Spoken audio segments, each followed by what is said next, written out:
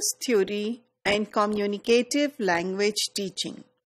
Now, Krashen's theory had a strong impact on communicative language teaching in classrooms. However, having said that, we must remember that this was not the beginning of communicative language teaching. After some time, the teachers were expressing their frustration from the failure of audiolingual method and from grammar translation method, which might have been good to teach old languages like Latin, but which did not quite work when we were talking about language in use. So the beginnings of communicative language teaching actually lie with this communicative linguistics, in which they were talking about or looking at language as a communication tool. And the focus was coming more and more on language use. Now, once Krashen's theory was out there, or a set of hypotheses presented as a theory was there, it somehow appealed to the teacher's instincts. So what was Krashen actually saying? Krashen was saying that if learners are presented with language that they understand, and if they have positive attitude and motivation to learn the second language, they will learn it, because this is how they actually acquire it in natural circumstances. Now, talking about acquisition and learning, he made this fundamental distinction between acquisition, acquiring a language or learning a language in natural circumstances, as you learn your first language, and learning of the language or the second language in the classrooms.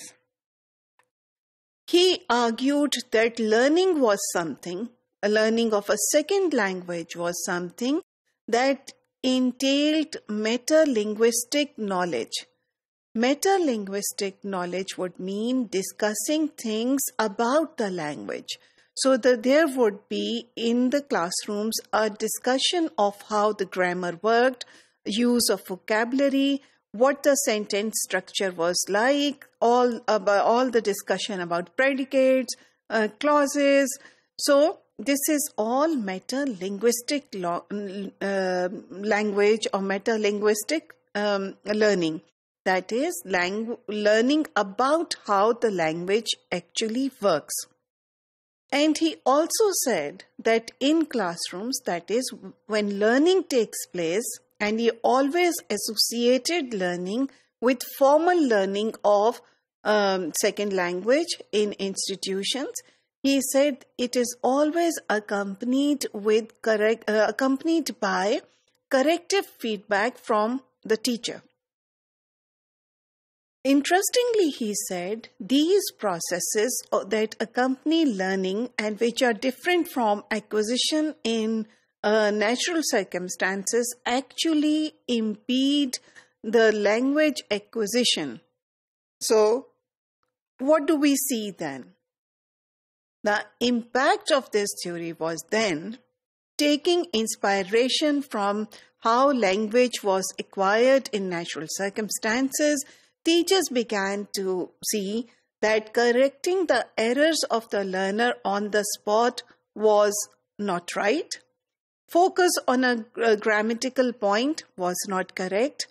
And one must privilege fluency over accuracy. So, if we were focusing on the accuracy of the learners in terms of language production, that was not correct. What was more important was to instill this confidence in the learners to speak the language or to use the language, whether in writing, to more fluently.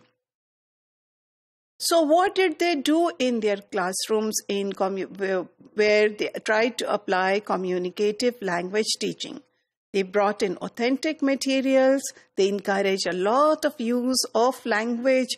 They instilled in the learners a sense of purpose, why the language was being used, a sense of audience, what was appropriate, and of course, there was this exclusion of focus on form.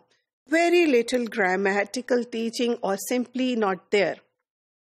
This is what we call a stronger version of communicative language teaching, and in this version, you feel that all communicative language activities are integral to the classrooms. They form the core of the classrooms, and the students need to pay attention to the meaning of the language text, rather than focusing on how the language actually works. And yes, we have very little focus on code. Gresham's theory was very well tuned to pedagogical use. It was easy to use. It was not very complicated as such. And that is why he has been very influential in second language classrooms.